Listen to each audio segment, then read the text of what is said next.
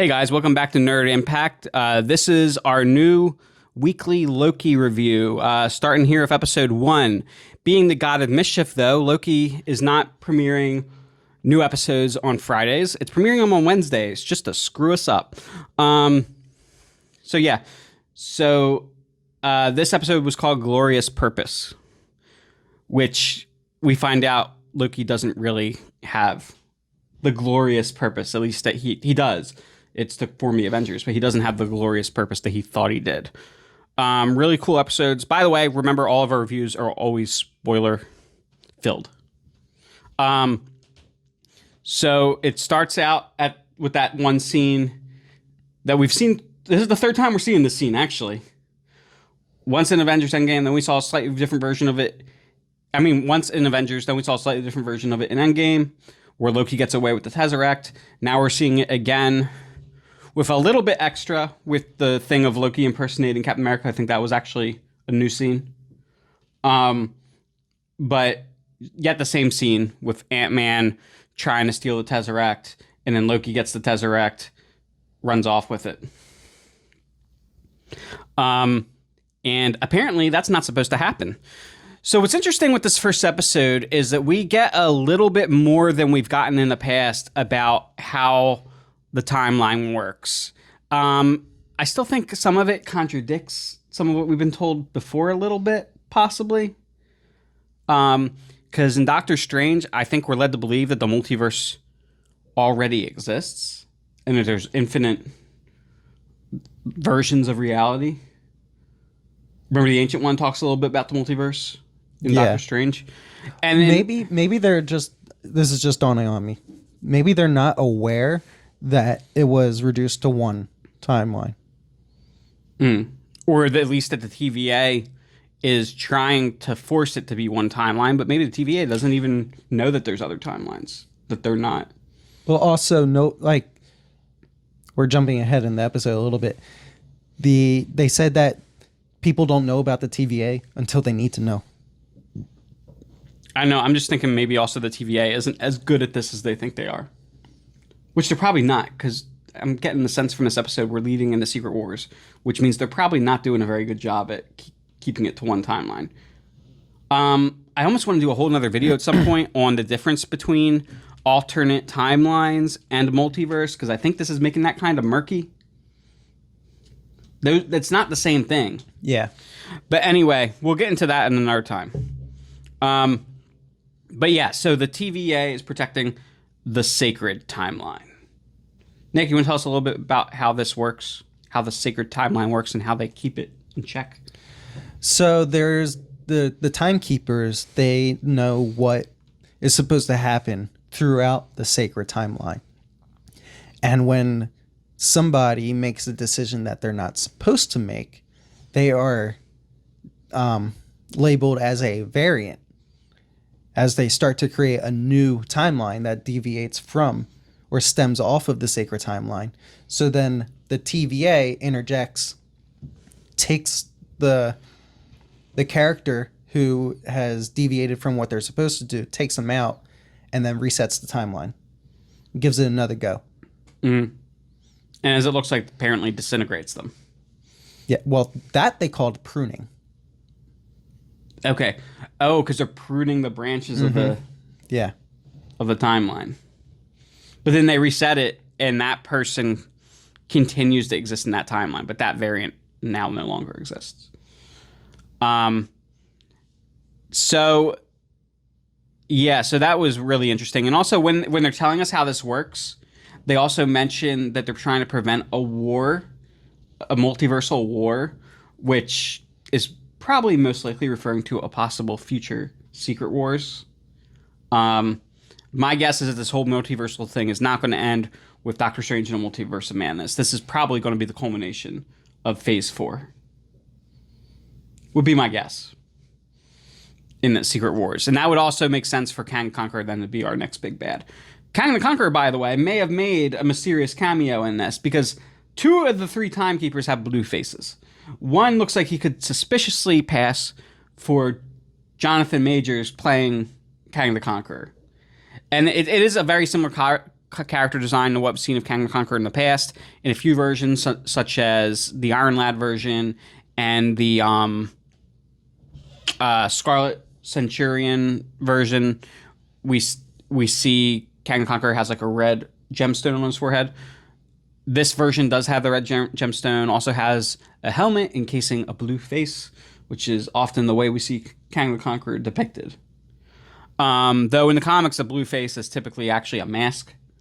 But it's the MCU. They always take liberties. They always make modifications to the original source material.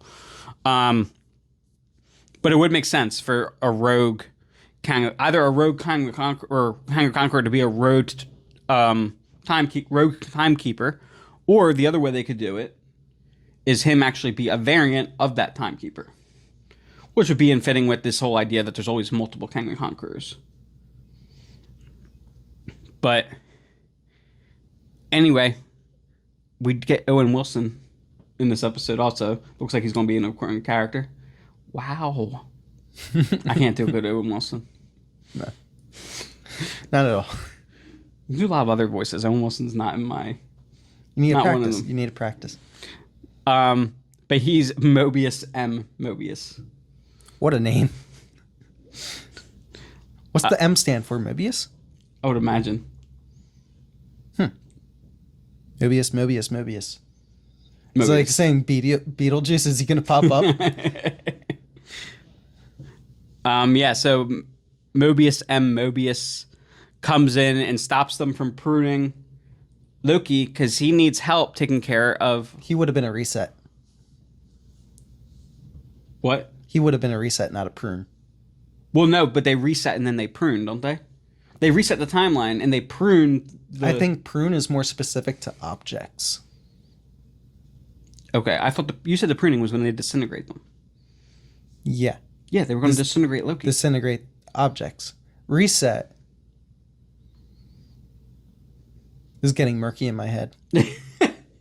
When they pruned a guy, you said that is pruning when they disintegrated the guy. So they would prune and reset. They were talking about resetting him, but then they did say killing him. It's two different aspects of the same process. Yes. They reset the timeline and they prune the person so that they or kill them so that they can't continue the timeline. They're snipping people. That hurts. Anyway, where was I going? I don't know. Mobius and Mobius comes in. Yeah. And he wants to take Loki and use him as like a special operative, basically, to take out another time variant who is apparently, at least as we're being told so far... You're waiting for me to say it? Loki. So, although I'm doubtful, because at the end when they show this other version of Loki, he's a hooded figure. They don't let us see his face, which leads me to believe maybe he's Loki, but he's not Loki. I think he's Chris Hemsworth as the god of mischief in another universe. I'd be surprised, honestly. I'd be more surprised if they reveal his face and it's actually Tom Hiddleston as Loki. It's got to be... There's a reason they didn't show us his face right away. They already told us he's Loki. You get what I'm saying? They already told us he's Loki, so why would they hide his face? Unless it's not the Loki or not a version of Loki that we're used to seeing. Unless if it's a version of Loki that went on and actually continued his father Loki's legacy. Maybe they didn't show us his face because it is Tom Hiddleston, but Tom Hiddleston as a frost giant.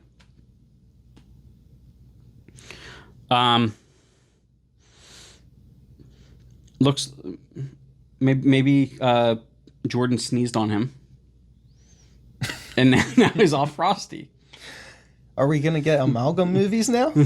We're starting to merge that. We're getting a multiversal war. DC and Marvel. Anyway. So while Mobius, though, is chasing this other Loki, we see he comes up in a place in France, and there's a little girl. Oh, yeah. And then on the stained window, she points to a devil.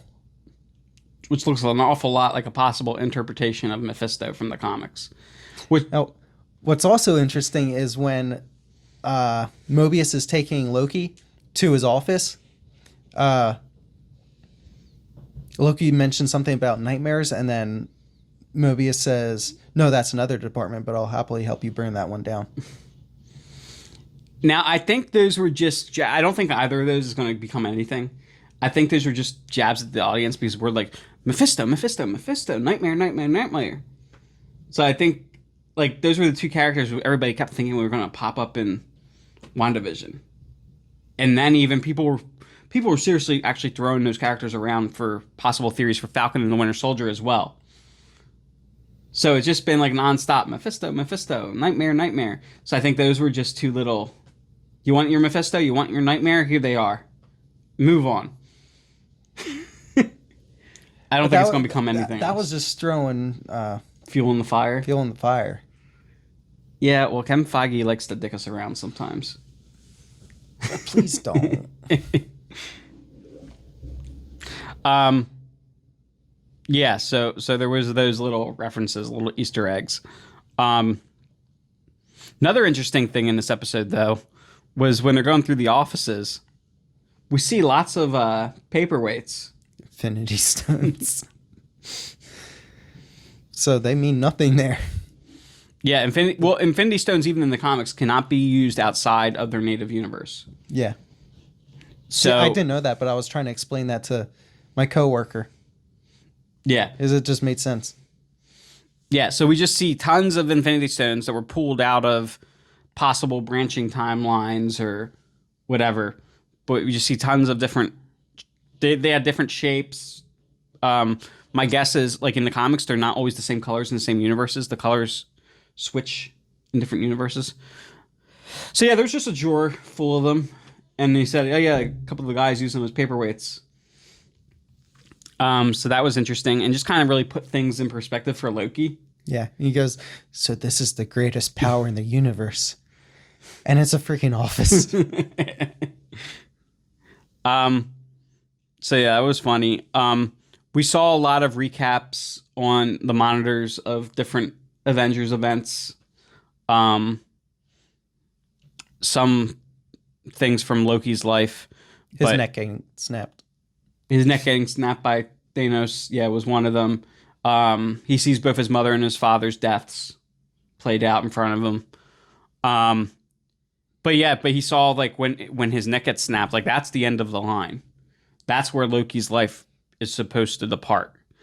So, Thanos really was telling the truth when he said no do-overs this time. Or no resurrections. No resurrections this time. Because that was, in fact, where the line ended for Loki. So, I also thought it was cool. There was a very, like, a metaphysical, ethical, philosophical edge to this episode. Mobius, at least 2 times in the episode, asks Loki if he enjoys hurting people. To which Loki finally responds that he doesn't. Mm-hmm. Which we know, as we've seen the character develop. But this is a very early version of the character as we know him. Yeah.